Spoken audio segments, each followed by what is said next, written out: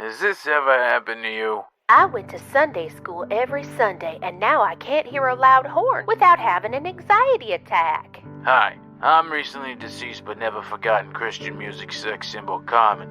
I'm calling to collect from the big house, meaning heaven, not jail, to tell you how to get answers for your religious traumas. I started the excommunication station, and now I realize why empathy felt weird when I was a kid, and how the Council for National Policy, a shadowy Christian organization, controls just about fucking everything in America.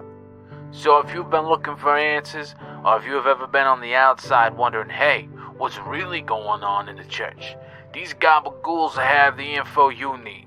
So look up the excommunication station wherever you get your podcasts, and all their socials under XCOMPod. Peace be with yous.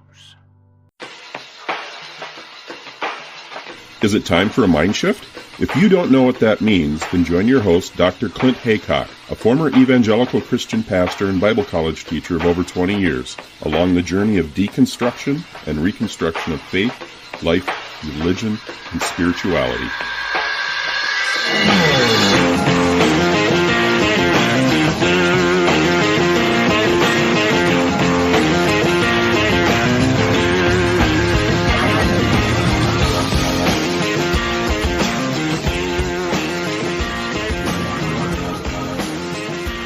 I'm so happy today to be catching up with my very good friend, Chris Shelton, ex-Scientologist. You've been on the show a number of times. I've been on your show. So welcome, Chris, back to MindShift Podcast. Awesome. Thanks, Clint. I love being here. It's been too long. Yeah. In fact, we just had a conversation a few weeks ago for your show. We were talking about my work on controversial Pastor Doug Wilson out of Moscow, Idaho. That was a really great conversation. I was buzzing when that was done. I hope that comes out soon, actually. I want to go back and listen to it. We said some good stuff. I don't remember exactly what we said, but I love that conversation. Okay. Yeah, it'll be a few weeks from now, and I am really looking forward to it. I'm in a very unusual situation of having a long number of podcasts in the hopper right now, ready to rock. So it's good. I've been in that situation before where you've suddenly, I don't know how it works for your show, but I'll either contact people or I'll just have people contact me, and all of a sudden I'll have a bunch of bookings, one after the other, and I'll have like 4, 5, 6 episodes already recorded. And then by the time they're released, it might be a couple of months down the pipeline. So that's the situation you're in now, it sounds like. Yeah, exactly. And it's rare because sometimes it's, the day before and you're posting, right? And then other times, I got all the time in the world. So it's a real feast or famine kind of an industry, I think. Yeah, I'm in the other opposite situation that you right now. This episode that you and I are talking about now is going to go like straight up because I've got several people queued up to interview in the next couple of weeks. But I was thinking about this the other day. I don't actually have any recordings in the bag, so this is going straight out. It'll be out this week, so this is really good. I just have to edit it and throw it out there. So, yeah, I'm really looking forward to whatever it is we're going to be getting into. Yeah, what you got for me today? Well, I'm interested in this topic of, obviously, we've talked about cult recovery, cult psychology, cult tech. We've done a number of things on Lifton's markers of cults and things like that.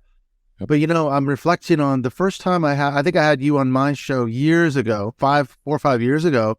Wow. And that was really a life-changing thing for me. I'm sure I've mentioned this to you before, but you changed my life, and I'll tell you why, because you really did. I know it's hard to, it's hard to comprehend, but it is true, because I think I've mentioned this before, that you were the first person I talked to as an ex-Scientologist, me as an ex-evangelical, and I'd been studying cult psychology, studying cult tactics and things like that.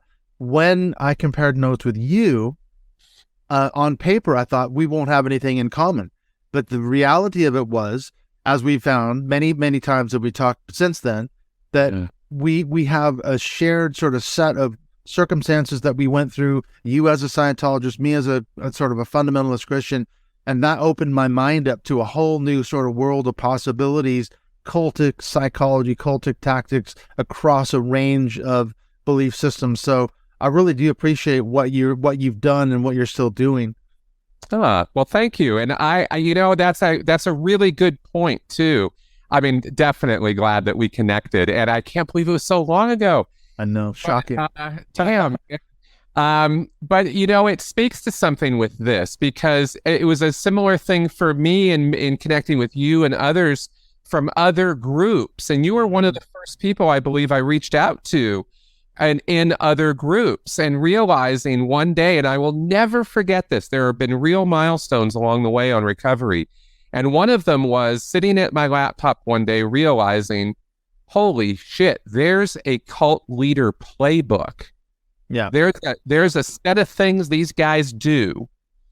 And it doesn't matter if it's Ron Hubbard, if it's some, off the rails pastor, if it's some guru, if it's some martial arts dojo sensei, they all do these things. And once that light shines, you're like, you really start looking at the world differently, Yeah, you see it everywhere. It hit me during the Trump era, and obviously there was stuff written on the cult of Trump and everything. And I was reading, I think it was Yanya Lalich's Take Back Your Life, and she goes through what you just described. There's a number of different types of cults, and political cults is one of them. And when she went through and described what a political cult is, there's been numerous ones in history. Obviously Hitler, Mussolini, Stalin, and then Trump is another one in the long list of dictators that have or dictator wannabe, I should say, who's followed that playbook. And you see it, like you say, once you start making those connections, it's amazing, isn't it? Oh, absolutely amazing. And it goes back to, so many different places. There's so many sources for all this information, from propaganda to personal, manipulation tactics and psychology. And now, of course, we can even get into the neuroscience of it. So there's a lot of angles of approach to understanding this topic and taking it apart for people so that they can understand how they're manipulated, so that they're not so easily manipulated. And they're really, it is a real kind of come to Jesus moment, if you will, Expression. Yeah, pardon the expression, exactly.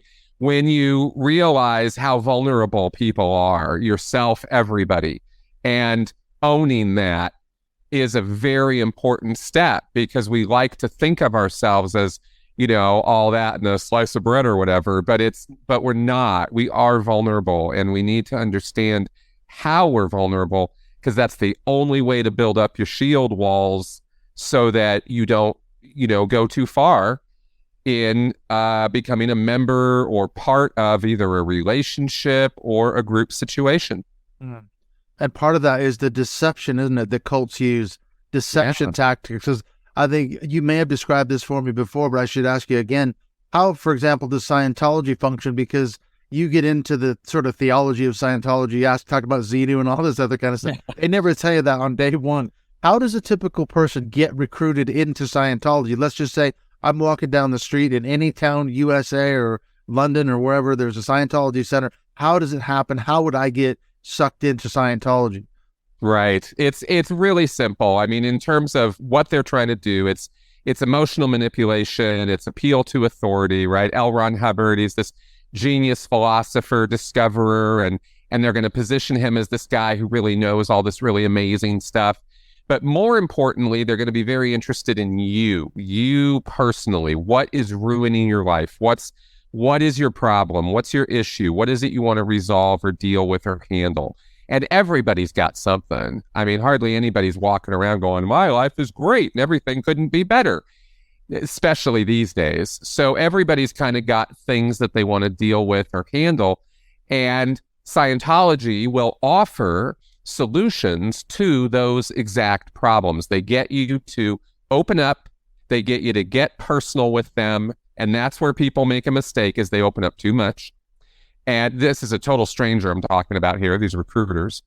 Mm-hmm. But they're very good, and they can be very skillful, and they can get you to, to open up, and they'll use they have a personality test, or they'll do a this, or they'll do a that. There's various things they have to get you to open up, but the whole point is sit down, tell me about yourself, let's find out what is your ruin, the thing that is ruining your life. I put that in air quotes. Mm-hmm. And then here's the solution already made for you to that problem.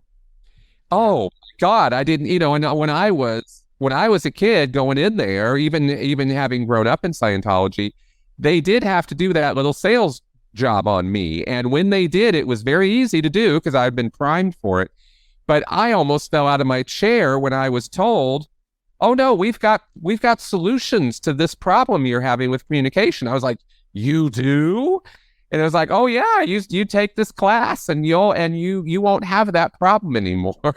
Well, turns out I still had that problem, but they sell you really well on the idea that, that they're really going to solve your problems for you. And isn't it, Dianetics, the science of mental health? Isn't that the sort of tagline?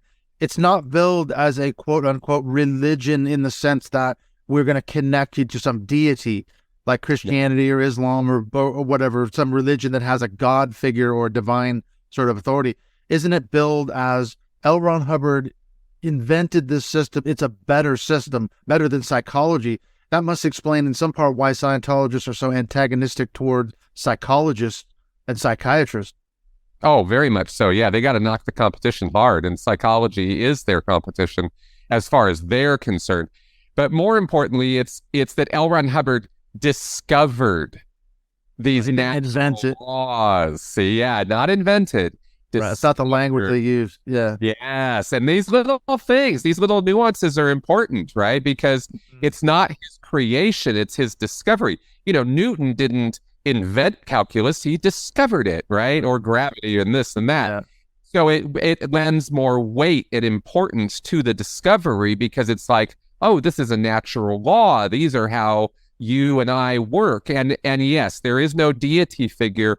You're the deity figure in Scientology. The entire effort is to reattain your own personal state of immortality and basically godhood. They don't use that term.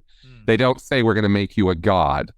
But when you look at what they do say, right, which is we're going to put you in a position of cause over matter, energy, space-time, life, and form, that's kind of godlike, and there is no, there's no worship, there's no deity figure. It's on you. And that's both part of the trap, the intrinsic part of the trap, but it's also the path to freedom is we're going to rehabilitate you spiritually. So could you be an atheist, let's say, and be a Scientologist? You don't have to believe in a, quote, God figure, because, again, I can see where that could appeal to someone who's a rational realist. I don't believe in a God. I'm an atheist, but I could use Scientology to make my life better, to improve scientifically improve my own mental health, solve my own problems with the help of the auditing and everything else. I could see the appeal of that. Oh, big time. And in fact, the original crowd that was attracted to Dianetics back in 1950 when it first came out were engineers, scientists, people who, science fiction readers through Amazing or Astounding magazine. That was how it was originally promoted, was through Science Fiction magazine. And the editor of that magazine, I think it was John Campbell, he had been absolutely taken with this. And so he was pimping Hubbard and his work, and it was presented as a science. It was not originally a religion. And that was, those types of people were very, very much on board with that. I seem to recall, didn't L. Ron Hubbard at one point present his findings to, it was like a convention, a psychiatrist or psychologist convention of mental health professionals, and essentially was laughed out of the room? Does that sound familiar? Maybe an apocalyptic story, but yeah, he did put it forth as a science, or it wasn't necessarily a religion, quote unquote. Isn't that the basic storyline? Yes, yeah, he did, and it was sent as a formalized sort of document. Apparently, I mean, this is the rumor that it was sent to the APA, the American Psychological Association, and the AMA, the American Medical Association. And both of them sent it back going, this isn't scientific. We're not doing this. So there's no rigorous testing. There's no peer review. The case studies are sloppy. And it was very, very unscientific. Hubbard really didn't have a scientific bone in his body, but he really wanted that scientific legitimacy. And for the first year that Dianetics was out, that before it bankrupted itself, by the way. Oh, right. There was an awful lot of effort on Hubbard's part to use psychometric testing and various models, IQ tests, that kind of thing, to try to show and prove that Dianetics was improving people's IQ. That was the big deal back in 1950, was IQ. And so that was the sort of modeling that they were using to try to present it as a science. And every single time they tried to approach the real scientific world, they would just get laughed at. And there were articles in many because throughout the United States and I believe even some in Europe at the time that were lambasting Dianetics as a pseudoscience, because that's what it is. It is. So how does a guy go from that perspective to establishing a religion? Because there's that apocryphal quote. Someone says, Ron Hubbard said at some point, if you want to make money, invent a religion, sort of thing. Do you believe that's true? How does he go from being a wannabe sort of psychiatrist, psychologist, mental health professional? It doesn't work. He doesn't get the academic credentials or credibility that he wants. What happens in that sequence of becoming an actual religion or a church? There's a Church of Scientology now. Yeah, that's what happened exactly. Was he bankrupted it twice.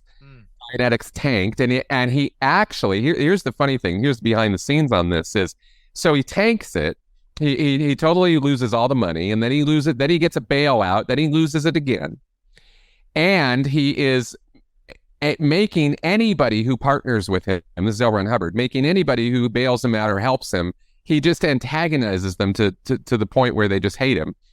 And so within a year and a half, Dianetics was actually pretty dead. And what he had to do was resuscitate this movement. And he had a very small number of people who were still listening to him.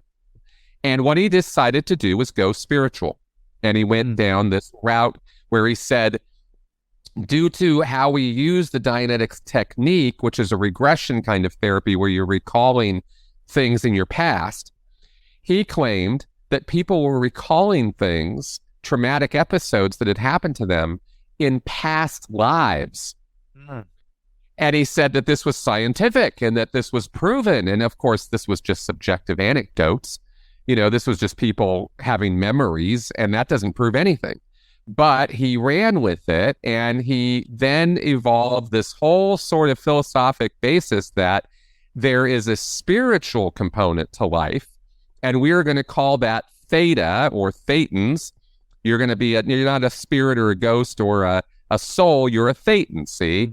And from the Greek letter theta. And that's the basis of Scientology, is that it's a spiritual movement based on the idea of a spiritual existence. And we can rehabilitate you spiritually through these various techniques and methods. And that's how Scientology was born. And Hubbard used the same basic technique of Dianetics, the recall, regression, trauma thing, but he then started applying it to past lives as well as our current life. Right. That is the springboard for all of it. And he just let his imagination run wild for the next 36 years. And that was the basis of Scientology. I was going to say, because on some level, you could probably make an argument. He must have been onto something, in the sense that, yes, I think a lot of the hangups we have as adults are due to traumas that we've experienced in our past. It's true. I mean, my hangups are largely due to, my religious trauma syndrome that I had. Of course. All the screwed up things that I had to go through as a Christian, but right. So there's some grain or kernel, isn't there, where you go, okay, but then where does a guy like Xenu come in? That's a whole, because where did the Thetans come from? That's where Xenu comes in. That guy didn't tell you about it. Oh, he didn't tell me about that when I was being recruited on the sidewalk out in front of the Scientology Center. No, it's a wild story, and there's so many twists and turns to it. But the bottom line is Hubbard was chasing the dollar, right? He was chasing the money. Right. And he realized, and what he wrote in a letter to one of his associates at the time, Helene O'Brien, was to pursue what he called the religion angle. Because in 1952, having bankrupted Dianetics and having realized that he was never going to get legitimacy in any real, credible, verifiable way through a scientific approach, well, the United States is pretty slap happy about a tax exemption for churches, and you can get away with making almost any kind of faith-based claim you want. that you cannot make if you are a licensed regulated activity like a science. So you move that whole thing over to religion, and suddenly all the things that you could promise when he was promising with Dianetics that he could cure cancer or leukemia or bad eyesight or gout or arthritis, you can't make those claims as a science. You'll get sued out of existence. But as a religion, hey, it's all faith, baby. And that's exactly where he went. And he pursued that angle. And by 1953, had established the Church of Scientology and two or three other ancillary organizations, and they filed for tax-exempt status, and they got it. So by 1954, the Church of Scientology was a tax-exempt church, recognized in the United States, and then in the UK, and then from there, they expanded out, and that's how it grew as a religious entity. And they could make all the medical claims they wanted and continue to do so, and they were and completely free of any consequence. But didn't they lose their tax-exempt status at one point? Because I remember seeing that there's that video of David Miscavige saying, the war is over. We've won our tax-exempt status back. And they harassed the IRS to the point where they just gave up. They were so sick of these Scientologists coming after them. What's the story there? Because they were a tax-exempt church at one point with Ron Hubbard. Did they lose that and then regain it? That's exactly what happened. In 1967, L. Ron Hubbard was investigated by the IRS and was found quite correctly to have been guilty of what's called inurement, which is personally profiting from a tax-exempt entity. And he had been just going along, like I mentioned, had bankrupted Dianetics. Well, there was so much money coming into Scientology that he didn't bankrupt those organizations, but his spending was out of control. And he would go around, literally, physically go around to the organizations around the U.S. and otherwise, and he would just take money or take loans or demand money from them. And he was furnishing and financing his own lavish lifestyle to the point where he had even purchased a castle, a manor in the UK in St. Hill, and had numerous other properties and cars and boats and motorcycles. I mean, he was just going crazy with it. Large.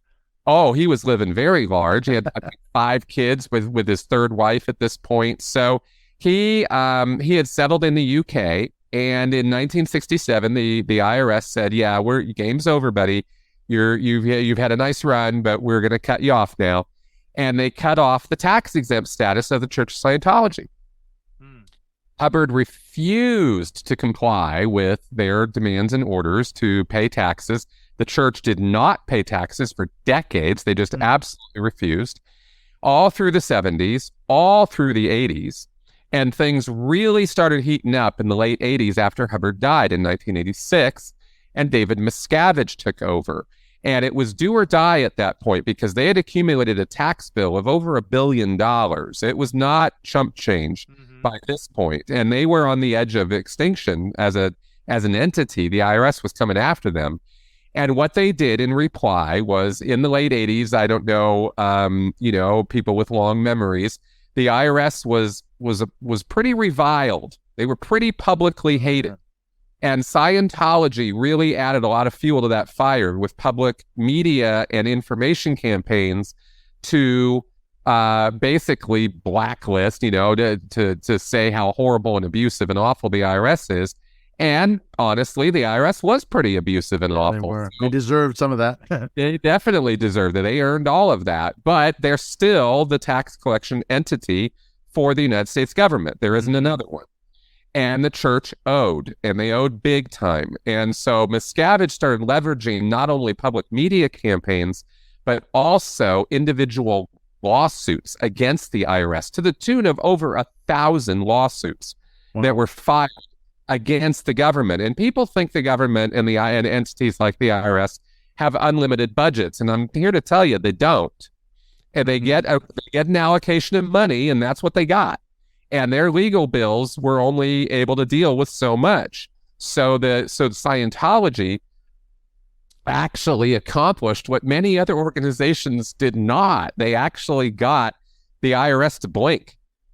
And in 1993, I think in 91, Miscavige went and personally met with the IRS commissioner and worked out a deal. And over the next 2 years, they worked out all the details. And by 93, they had gotten their tax-exempt status back. The IRS basically capitulated. It was a very weak-kneed move. They never should have done it, but they did. And as a result, Scientology got their tax-exempt status back. Yeah, the war is over. Yeah. Is that why L. Ron Hubbard was living on a yacht the last 8 or 10 years of his life? He was basically fleeing. I seem to remember the story. He would go from place to place and nobody wanted him. He was like a man without a country, a man without a nation. No country would let him in their borders. He would go from place to place. Was that kind of why it was a dodge of the IRS because he was in so much trouble financially and legally? Yeah, that's exactly why. And that is why he died. That's exactly why he died in hiding. He ended up coming back to the States sort of secretly. They kind of knew where he was maybe, but it's not really, he was a tax evader. He wasn't like a mass murderer. So they didn't, they weren't really going after him. But he was in hiding, and he died alone in seclusion, a dismal failure, and absolutely crazy. I mean, I use that term advisedly. I mean, he was bonkers. He had really lost the plot in so many ways. So yeah, from 1967, when they came after him on annulment, is when he went out to the ocean. He went out on boats. And he took his most loyal followers with him, and that was the establishment of what was called the Sea Organization, as in SEA, the sea, as in out on the ocean. Yeah, it was a naval sort of thing, wasn't it? Yeah, that's right. It was a whole naval outfit, and they sailed around all through the 70s until they came into Clearwater, Florida, in the late 70s, settled there, which is where their major base of operations organizationally is in Clearwater, Florida. That was all established in the late 70s. Hubbard went into hiding immediately and ended up out in California, and that's where he died in 86. Mm-hmm. Would you say now, this is kind of a two-part question, so obviously David Miscavige is in charge now. He took over after Hubbard died. Would you say that Hubbard fits the sort of classic cult leader profile as described by sociologists? You hear about, characteristics like a charismatic leader, sort of like without accountability, has a loyal cadre of followers around him. Usually it's a man. Sometimes you have a woman, but usually a man, isn't it? Would you say he sort of fits that? And then how did Miscavige take over? Because one of the things about a lot of cults is when the big main leader, the originator of the cult, dies, the cult dissolves. But in this case, it hasn't dissolved. How does that sort of happen? So it's kind of a two-part question, I guess. Sure. Yeah, no, absolutely. The entire structure of Scientology was built up for annulment. I mean, that really is what it was about. And it was about enriching Hubbard. And he created such a body of work, so many lectures and bulletins and writings and books, that people look at that and they can't believe somebody could do all that and just call it a con. And it is a little bit more complicated than just a con. But it is a con. It is a scam. Right. And it is it's a money-making operation. That is what it is. So, and everything around it, all the religion and the crosses and the symbols and the buildings and all of it, it's all just window dressing for a scam. Now, that being said, Hubbard built this thing up, and then he kind of got a lot of help through legal and organizational means to build a labyrinth of corporations that make up the Church of Scientology. It's not just a one monolithic entity, it's hundreds of them. And it's a legal labyrinth trying to undo it, and nobody's really succeeded at taking it apart in the court system. Judges don't have time, and nobody's really done the due diligence to break it all down, really. So that's how they keep going, is this labyrinth of corporations and plausible deniability and various other things and front groups. It's very complicated. Hubbard set all that up before he died, and there were efforts being made to get Hubbard out of hiding and deal with the IRS and deal with all that stuff. But then Hubbard died in the middle of all that going on. That whole corporate restructure and everything that happened in the 1980s. David Miscavige was at the head of that big project and other key projects at the time, So he was perfectly placed, and he had the perfect force of will and intent to take over. So when Hubbard died, there was about a year power struggle, you could say. There was a period of time where it wasn't really clear who was going to be in charge. He didn't name a successor, as it were. He did not. Right. Now, of course, as we are talking right now, history has been rewritten, and now was always the successor. Right. He was no pretender to the throne, huh? Yeah, he was not at all. He was always the heir in waiting, the heir apparent. That's right. He lucked into it, and he pushed himself hard into it, and he ruthlessly, and I mean ruthlessly. I heard there was some politicking. Oh, he got rid of anybody. He was brutal. There were hundreds of people who ended up being sacrificed. Now, I don't mean physically. I don't mean they died. But organizationally, religiously, they were shunned. They were kicked out. Their lives were ruined. They were investigated. Sometimes, criminal stuff. I mean, there was really nasty stuff going on. This was not just some conversations. Miscavige was ruthless about it, and he took out anybody who was going to get in his way. And he's basically run the organization like that ever since. Right. So ruthless purge, just like Stalin taking over, just literally purging people left, right, and center. Anyone who's a threat or even a perceived threat, you're gone. You're out of here. Right. Yeah, absolutely brutal sort of thing, isn't it? Well, I'm interested let's take a break for a minute. I'm interested when we come back from the break. I want to talk about the sort of psychology, and there was a comment you made a minute ago that I want to go back to because it triggered me to something about Christianity. So I'm interested to get into some of the psychology when we come back.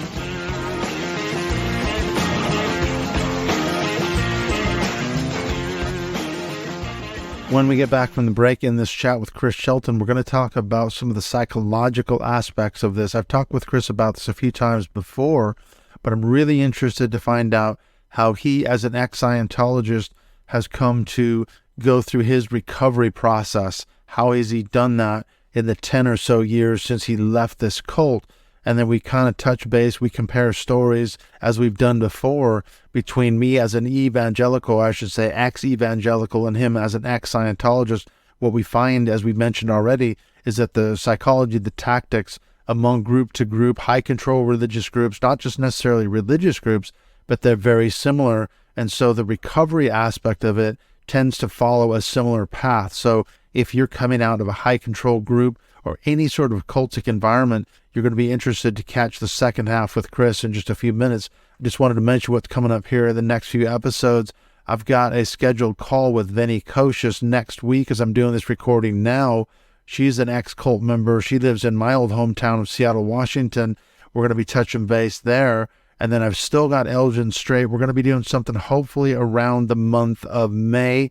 So that's still on the line. And I'm also working on that follow-up episode with this issue of Doug Wilson and the book Southern Slavery as It Was. I've got a load of content written on that. So I just need to go through it and sort of refine it. But I'm probably going to do an episode on that. It's going to be another long one on Doug Wilson. I've kind of taken a break from him. But speaking of Doug Wilson, actually, you're going to want to catch this. I was on Chris Shelton's Sensibly Speaking Podcast, and we went through the whole Doug Wilson saga and, again, compared that to other sort of known cult leaders and broke him down. That's going to be on his show coming up maybe in a month or so. So I'll keep you apprised of the situation with Chris Shelton and that episode on Doug Wilson. And, in fact, speaking of Chris Shelton, he's going to be coming back just in a couple of weeks here. I think it's going to be on the 23rd. Yes, it's the 23rd of April at 8 o'clock UK time, which would be 12 noon on the West Coast and 3 p.m. on the East Coast in North America. How can you get on that call with Chris? You can be on that call by becoming a Patreon supporter of the show, and you have exclusive access to those calls that we do every month. We'll take a break for the summer, so we're going to have one or two more calls coming up, but we've got this one with Chris coming up, and then in the month of May, we've got returning guest Nate Manderson. He's coming back around, I think, the second or third Sunday of May. So we're going to have that call with Nate. So how can you be a supporter of the show? The links to that, as always, are in the show notes. That gets you early releases every week, as well as getting access to our closed MindShift podcast Facebook group. So if you want to support the show on Patreon, join in on that call with Chris Shelton coming up just in a couple of weeks as we're doing this recording now. All right, let's get back on into this episode, looking at this issue of cult psychology.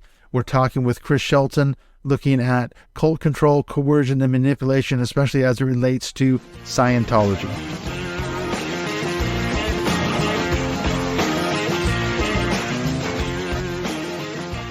Now, you mentioned earlier when we were talking about the psychology, how does a person get sucked in? You said something and it just triggered a thought.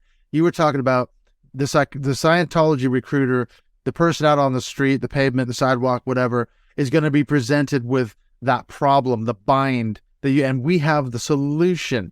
And that's what struck, when you said that, you could have just changed the words as an evangelical, ex-evangelical. That's exactly what we would have said. Your problem is you're a sinner bound for hell. You're in danger of God's judgment. However, here's the good news. Jesus died on the cross for your sins. You can go to heaven. You can become a Christian, blah, blah, blah. So the dynamic is exactly the same, That's right. So that really struck me that we're talking about the same sort of tactics and psychology, aren't we?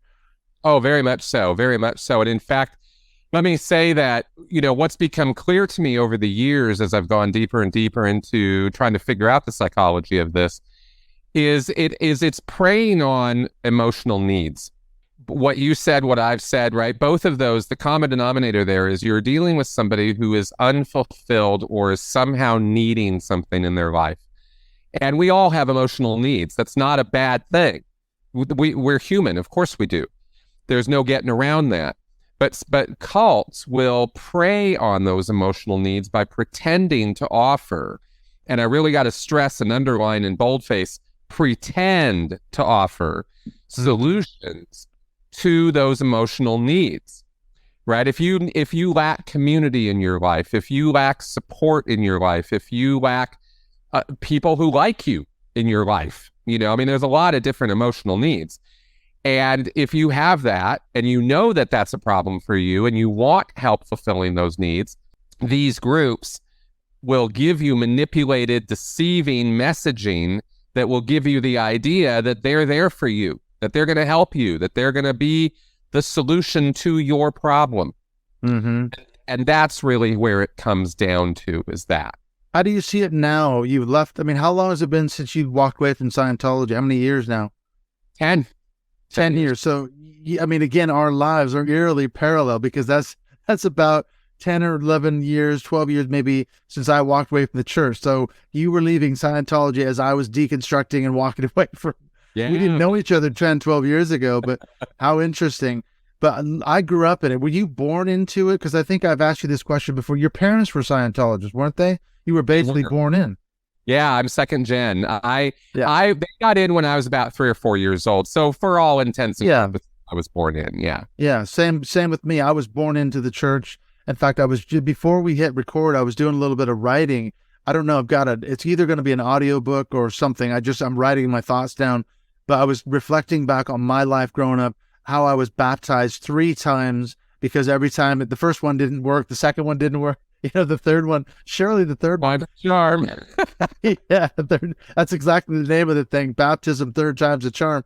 But now I'm reflecting on it as an adult, as an ex-evangelical, and thinking my views of evangelicalism, Christianity have radically changed since I left.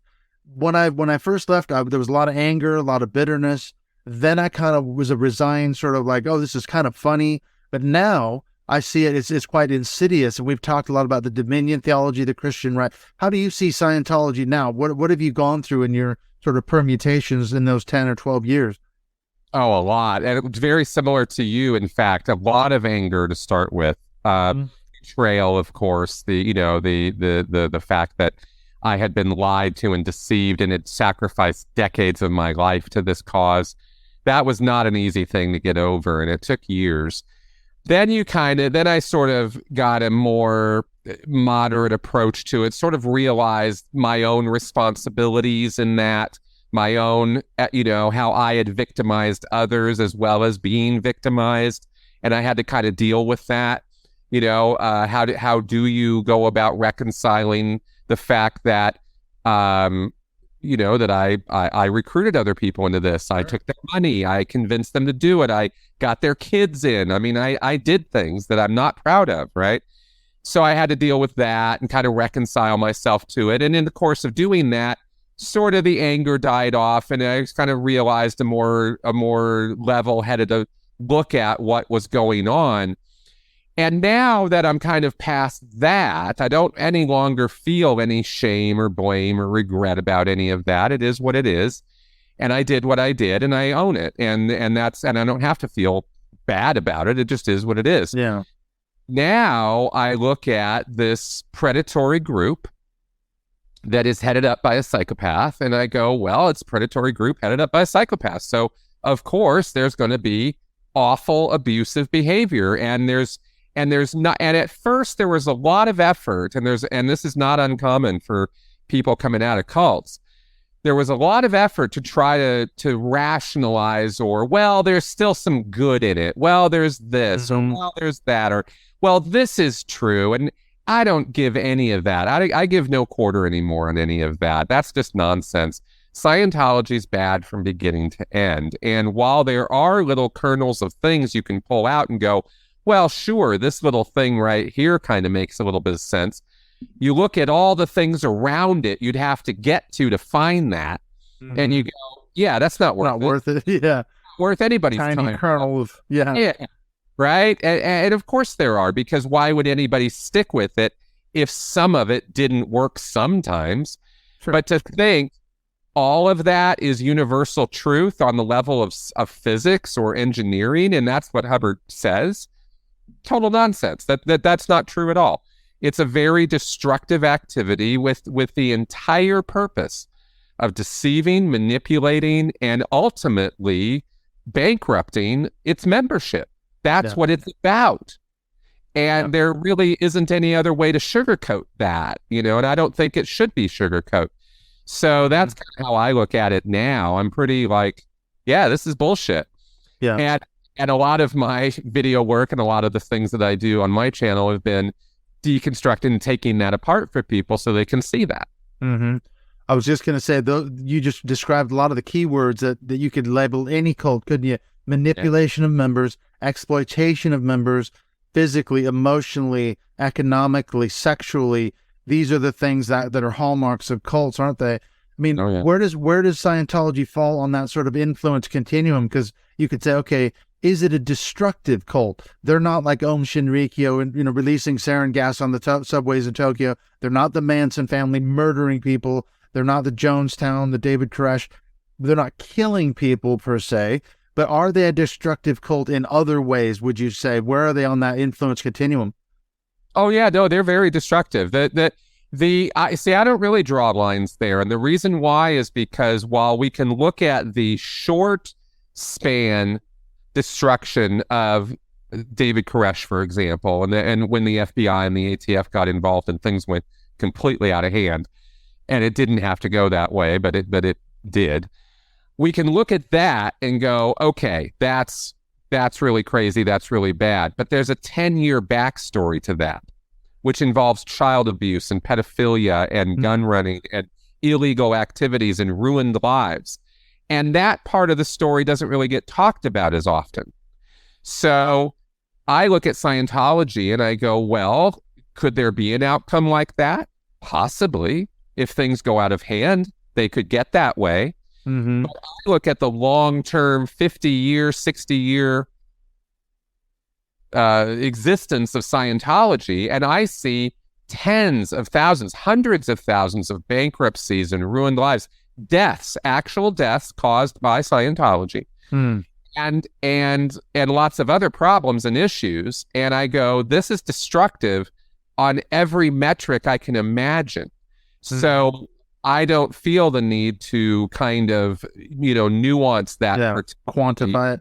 Yeah, in that regard, right? They're not engaging in mass suicide. They are not, Marshall Applewhite and L. Ron Hubbard are definitely different people. They're not going to go all suicide to go up to the Hale-Bopp comet. But it's a slow death in Scientology.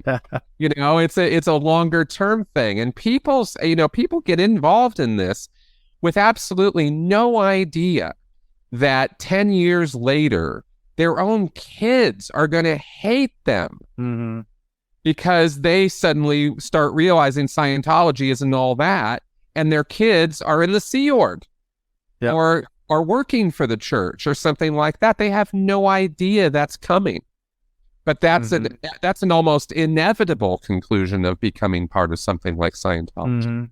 I think a lot of that came across in the Leah Remini series. Yeah. I know you were on, I think, one of the final ones, weren't you? I was in those shows. Yeah, it was great. Yeah, you were in those. But I remember, I think I watched, there was a couple, maybe 2-3 seasons of it, and it was kind of shocking to learn about, putting people in the hole and things like that. You think, my God, that opened a lot of people's eyes to how bad some of the top leaders, Mike Rinder and some of the others, were shoved in a hole somewhere in some compound in California and basically imprisoned. And it's like, whoa, this is really, really, really bad. They are not joking around. I mean, the thing about Scientology is when you really get up to its upper levels, these are very serious people who have very serious intent, and they do not screw around. And if they beat on each other, there is false imprisonment, there is kidnapping, there is a lot of nasty stuff that goes on in that group. And I think we've done a show on this where we went through Robert Lifton's 8 markers of cults. We compared Scientology versus evangelicalism, my experiences and yours. And I think the two that stand out to me, I mean, they all are applicable, aren't they? But the two, the doctrine over person and then the dispensing of existence, because as an ex-evangelical, I see doctrine over person. It's like when you side with the doctrine over your personal belief or your personal relationship with another person. So you could destroy someone's life because you're believing the truth, in air quotes. And so your doctrine takes precedence over personal relationships. And then if it gets to a certain point, they shun you. I mean, Scientology is one of the most, they've mastered the art of shunning excommunication. I mean, how bad is it to be shunned and labeled a suppressive person in Scientology? Yeah, that's where I've been for the last 10 years. And it's you're an SP. Yeah, I am an SP. I'm official. Wait a minute. Why am I talking to you again?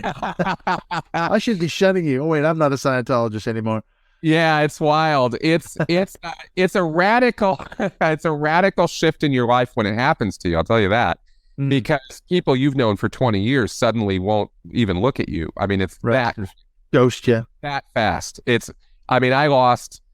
I had gotten out of the Sea Org, and I was now a public Scientologist, so I was making Facebook friends, and I was on social media and stuff. I lost all of that overnight. Like overnight, they were all gone.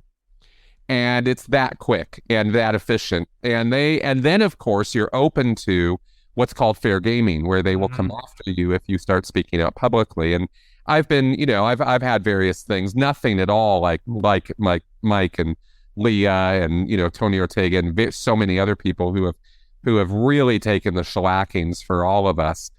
I've lucked out in that regard, that they haven't come after me as hard. But it happens, you get that kind of thing, and they will go higher. This is how crazy this group is. They will spend tax-exempt dollars hiring private investigators, disgraced cops, lawyers, PIs, anybody they can get who doesn't have a moral compass and will take their money to follow you, stalk you, harass you, go through your garbage, call your friends and family and tell them how bad you are, investigate you, right? They'll do stuff that is just insane to try to disrupt your personal life because because they're so vindictive. They want to get back at you. So it's a nasty group, that people who are trying to save the world and are trying to make lives better for people don't do stuff like that. They just get on with it. If you don't like that group and you don't want to be part of it anymore, it shouldn't be a problem. Yeah, get on with your life. Yeah. Yeah, just okay. There's the door. Fair enough. Yeah. Bye-bye. It didn't work out. No big deal. No. That's not these guys, right? That's not these guys at all. And they're not making the world a better place. That's the thing that we end up exposing. We go, hey, they say they're doing this and this and this and this, but you know what? They're not. They're actually doing this and this and this and this. And this is all bad. And this is what they're doing with the money. And this is what they're doing with the resources. And Scientology loses, Miscavige and Hubbard and all of that. They lose their mind over that stuff. Mm-hmm. I remember I've watched a few documentaries about Scientology. There's the one, it's a Panorama, I think it is, a British one. Yeah. I'm sure you've seen, and they stalk this reporter, this journalist from Britain, and he's in Los Angeles, and he flies, I think, to Florida, and they pop up in Florida. And then they figured out the flights he was on, they knew where he was going to be. They were tailing him that closely, just sitting out in front of his house for days and days and, harassed. They weren't overtly harassing, they were just there. There was like a presence all the time. Let me correct you on that, because that was John Sweeney. And I might be getting my documentaries mixed up. Yeah, well, and the BBC Panorama documentary with John Sweeney was actually infamous because they not only did exactly what you just said, but they did harass him, and they would not let up on calling him a bigot. They kept calling him a bigot. You're a bigot. You're a bigot. You're a bigot. Because they knew, they had investigated him personally, and they knew that was a trigger word for him. And because he's a reporter, he's not a bigot. He's trying to report on a group. Yeah, objectively. Hitting him until he finally blew up. Yeah. And when he blew up, they got it on camera, and they went, see? He's out of control. It's like classic passive-aggressive thing, isn't it? I'm not the one who's out of control. Look at you. You're the one who's losing it. Yeah, exactly. Now we got you. And I still remember there's that famous clip of Mike Rinder when he was a big Scientology executive. I think he might have been in London, and he's just red-faced berating these reporters. And he says now, I look back at that person, I'm like, who the hell was that guy?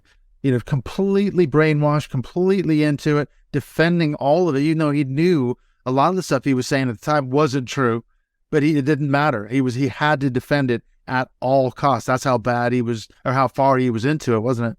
That's right. And I was the same way. I wasn't on the mic then for the church like he was. Excuse me. But I was in the exact same headspace. And I would have taken a bullet from Miscavige. Mm-hmm. I was that far gone, in thinking that this was the thing that was absolutely necessary for the survival of our entire species and planet. That's how far down that rabbit hole I was. And I had been there my whole life. So it wasn't like I went crazy one day. I was raised to believe this stuff. So was Mike, by the way. He was also raised, on with Hubbard.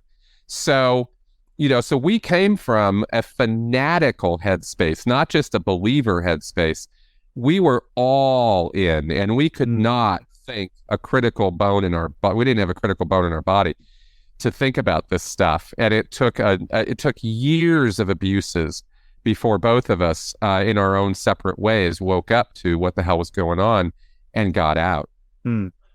Well, something you mentioned at the end of the show that we did the other day on your podcast on Doug Wilson and all the rest of it we got into, you mentioned something right at the conclusion of the show. You had a kind of a call to action. You said, if people are out there listening and they are, hung up on cult recovery, coming out of a high control religious group, reach out to me and we can talk. What kind of advice would you give someone like that? Because obviously there's going to be people listening to this show, maybe ex-Scientologists, cult members, ex-high control religious groups. How do they get help? Because there's so much to unpack, isn't there? Oh, so much. And my approach is very educational. I am not a therapist. So when I consult with people, I'm not giving them therapy. I'm giving them advice, direction, and education. And a lot of the educational work that I've done, I went and got a master's degree in psychology and coercive control and this kind of stuff. And there's a lot to know. There's a lot to unpack.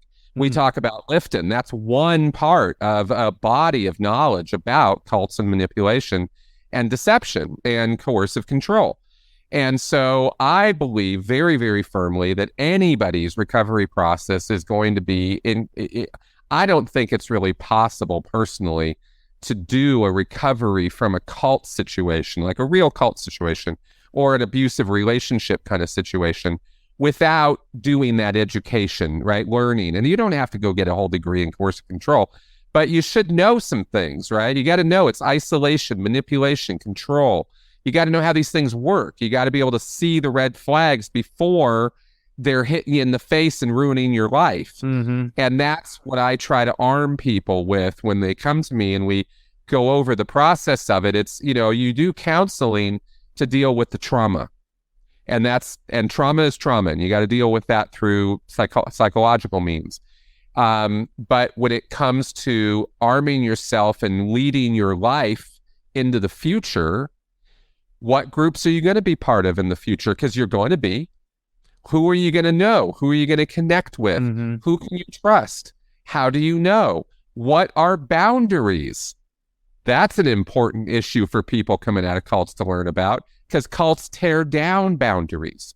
Yeah. They're all about removing your boundaries. So you have total trust and faith in the group, and you're supposed to give everything to them. And then supposedly the idea is they will give you your heart's desire. It never works out that way. So how do you make sure you don't fall into another cult situation? You got to learn about these things like boundaries and relationships and attachment and this kind of stuff. And that's kind of how I approach it with people. And so far it's been very successful. It's true. And as you say, education, I think, is a huge piece. I remember reading last year Amanda Montell's book, Cultish, and what really struck me about that was what you just said. She talks about you could go to a Peloton class or a CrossFit or a gym or something like that and suddenly be sucked into a cult-like environment with a cycle teacher or a guru at a gym or something like that. Yeah. So it can happen to anybody, anywhere, in any context. It's not necessarily about religion. It could be down your local gym. No, not at all. Multi-level marketing. Yeah, business scales. Herbalife. Those aren't just. They use all the cult stuff. Yeah. Remember Enron years ago? Yeah. Remember that company? That was a cult at the top. Those guys were culty as hell. I can't tell you. I've even done a podcast with a guy. How many martial arts dojos fall into this because of the relationship with the sensei and the students, acting classes. I mean, this political groups, sports clubs. This happens. It's a human problem. It's not a religious problem. Yeah, that's true. And I think the other thing I was going to say before we wrap up, Lifton to me was such an important part of my cult recovery. When I read through his, Cult Reform and the Psychology of Totalism, or Thought Reform and the Psychology of Totalism, he talks about not only the 8 markers of cult. So on the one hand, I felt like I was able to describe what had been done to me, how they did it. But on the other hand, he talks about the psychological effects of each one. So when you get manipulated, when you are coerced in these ways, how does it make you feel? What does it make you do psychologically and emotionally? And a lot of things started triggering for me because I realized not only were those the tactics that were used on me, it's how it made me feel at the time. And that was a big part of it. I don't know if that's helped you at all, kind of going back and looking at those, the psychology and the tactics, the emotional component of it. Absolutely. In fact, I would say that's a foundational to my own work and my own research has been the emotional manipulation and the fact that emotional needs are actually even more baseline to us than the need for critical thinking. I came out of the gates running with critical thinking because it's so important to be able to spot illogic and logical fallacies and nonsensical thinking and pseudoscience and be skeptical. That's all very, very legit and valid stuff. And you have to learn that stuff. But there's an underlying stuff there. There's underlying psychological principles of emotional needs and emotional manipulation. And all the critical thinking in the world is not going to save you from emotional manipulation. They're two very different realms, and you have to really understand both. And that's why I bring in emotional intelligence as a key part of cult recovery is developing your own emotional intelligence, both for self-awareness of your own emotional state and also recognizing, when people are trying to emotionally manipulate you. Mm-hmm. All right. So as fascinating as this conversation is, I want to leave people wanting more. And there is a way that you can do that because Chris, as it turns out, is coming back in just a few weeks. You're going to be our guest on our next MindShift Zoom call. So I'm going to put a shameless plug in. We're going to have Chris for an hour. So if you want to be a part of that call, I've obviously talked about it at the break, how you can become a Patreon supporter of the show, but Thank you, Chris, so much. How can people find you on social media? Where's the best place to get a hold of you? And what's your podcast all about? Okay, great. So you can find me on YouTube at Chris Shelton MSC. That's the name of the channel, and it's Cults Recovery, that kind of thing. I have a huge library of information there. Most of it is evergreen. You can watch stuff from 7 years ago, and it's still good. Mm-hmm. I have I'm on Twitter, and again under my name, Chris Shelton, and I think I have a Facebook page. You can look me up. Right. So there's ways to get a hold of you. And then, as I mentioned, Chris is going to be coming back in just a few weeks for our April MindShift Zoom call. I am so looking forward to that. We're going to have an hour to spend picking your brains again. So thank you so much, Chris. I will see you in a few weeks. Take care, and I will speak to you soon. See ya.